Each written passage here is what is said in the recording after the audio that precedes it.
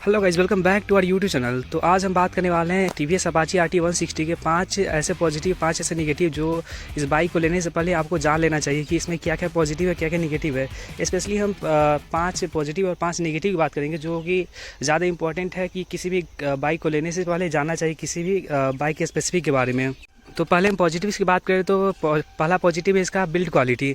Build quality के मामले में इसका जो ऑलमोस्ट इंजन वगैरह पार्ट ये सब तो मेटल ही होता है, एलॉय वगैरह, लेकिन जो भी प्लास्टिक वगैरह भी पार्ट है, जो फाइबर वगैरह, ये टंकी वगैरह, ये फाइबर पार्ट ही, ये मेटल है। तो मेटल वगैरह तो बढ़िया होता ही, लेकिन इसका फाइबर पार्ट भी काफ़ी बढ़िया है कि रफ एंड टफ है कि अगर गिरने के बाद टूटना तो कन्फर्म ही है, लेकिन इतना भी ख़राब क्वालिटी नहीं कि 40,000 50,000 किलोमीटर चलने के बाद ही बजने लगे। हालांकि बहुत सारे ऐसे बाइक में जो आती है फाइबर पार्ट, जैसे FZ, यामाहा के MT वगैरह में, उसमें चलने के बाद वो फाइबर बजने लगती है। चलने के बाद ख़राब रोड पे, कुछ इस तरीके की रोड पे चलने के बाद वो बजने लगती है, लेकिन इस गाड़ी में ऐसा कुछ प्रॉब्लम है नहीं। टीवीएस अपाची RT 160 स्पेसिफिक जानी जाती है अपने परफॉर्मेंस के लिए, अपने पावर के लिए और बढ़िया माइलेज वगैरह के बारे में। माइलेज वगैरह इस बाइक का जो 160 सीसी के इंजन है, तो माइलेज वगैरह उतना बढ़िया तो होगा नहीं 125 सीसी के कंपेयर में।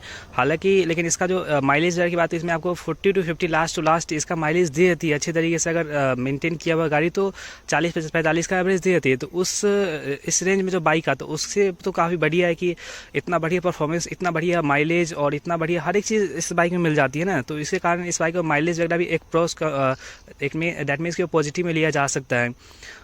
इस बाइक की थर्ड पॉजिटिव है इसका मेंटेनेंस कॉस्ट, कि दैट मीन्स कि जो आप इसे अगर खरीदते हो, अगर सर्विस वगैरह भी करवाने जाते हो, तो इस बाइक का जो सर्विस कॉस्ट है ज़्यादा आती नहीं, क्योंकि जब आप नया गाड़ी लेते हो तो 2-3 शायद सर्विस तो फ्री रहती है, तो उसमें आपको कोई ज़्यादा हेडेक तो होता नहीं। लेकिन जब भी पेड जो सर्विस होगा उसमें भी ज़्यादा इसका जो इंजन ऑयल वगैरह जो भी कुछ होता है उसमें ज़्यादा कॉस्ट आता नहीं है। 200-300 का इंजन ऑयल आता है, बाकी वगैरह ब्रेक शू वगैरह इसमें तो है नहीं, क्योंकि जिस ब्रेक है तो इसमें ज़्यादा कॉस्ट आता नहीं है।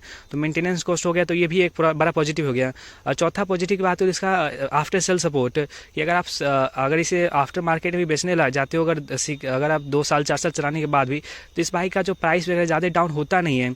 हालांकि अदर बाइक जैसे लेते हो हीरो होंडा वगैरह, इस सब का भी तो प्राइस ज़्यादा गिरता नहीं, लेकिन हालांकि 50-60 हज़ार तो गिर ही जाता है। लेकिन इस बाइक का जो नाम ही ऐसा बन गया हुआ है कि ये गाड़ी का after sale support, after market बेचने जाते हो, फिर भी इसका कॉस्ट काफ़ी बढ़िया आता है।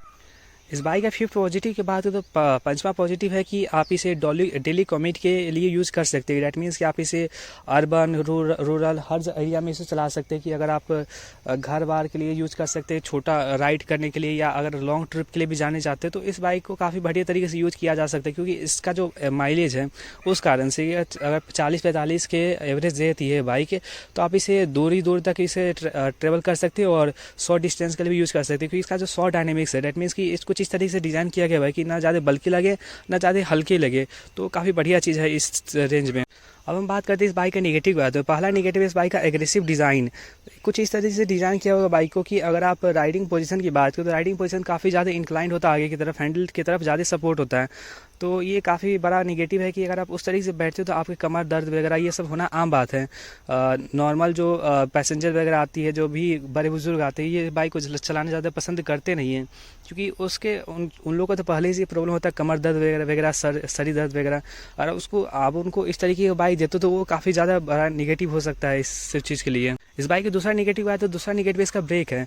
ब्रेक्स तो ये डिस्क आता है, फ्रंट और बैक दोनों आपको डिस्क ही मिलता है, लेकिन इसका जो ब्रेक लगने का जो पोजीशन है, कि अगर आप हाई स्पीड में चल रहे हो तो उस टाइम ये ब्रेक लगने में थोड़ा दिक्कत करती है, कि ये मतलब हाईली एफिशिएंट नहीं है कि आप दबाते ही आपका ब्रेक लग गया। तो एक काफ़ी बड़ा नेगेटिव है कि अगर गाड़ी वगैरह 160 सीसी इंजन है, आप इस टॉप स्पीड 110-120 भी आराम से ले जा सकते हो, और उस रेंज में आप चल रहे हो, अगर ब्रेक वगैरह अच्छे नहीं हो तो काफ़ी बड़ा नेगेटिव है।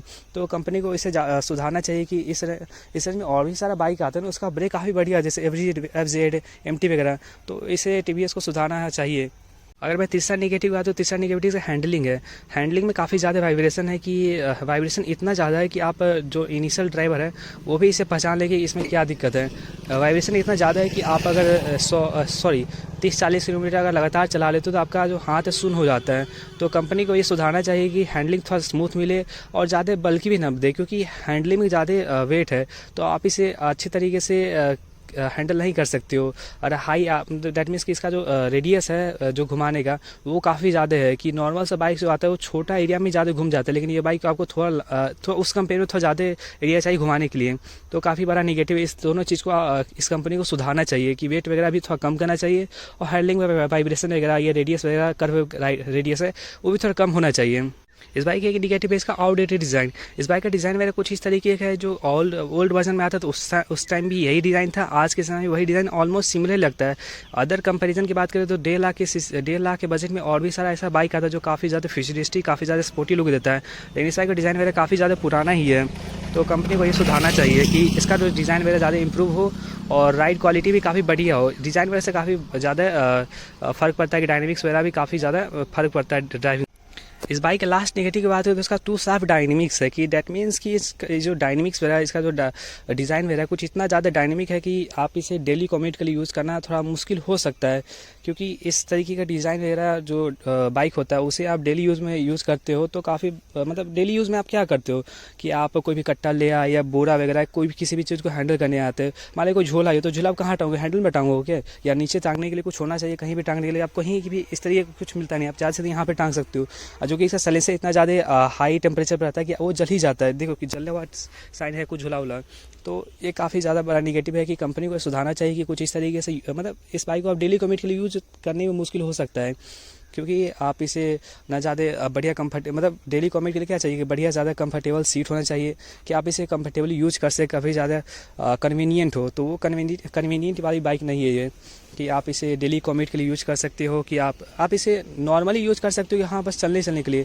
डेली कम्यूट के लिए यूज़ करोगे तो उसमें आपको बैग वगैरह ये भी आता है, आप उससे बैग वगैरह कहाँ पर डालोगे, ज़्यादा पीठ पर टांग सकते हो, आगे तरफ ही नहीं डाल सकते, ये टूटने उठने का चांसेस रहता है, तो काफ़ी बड़ा निगेटिव है।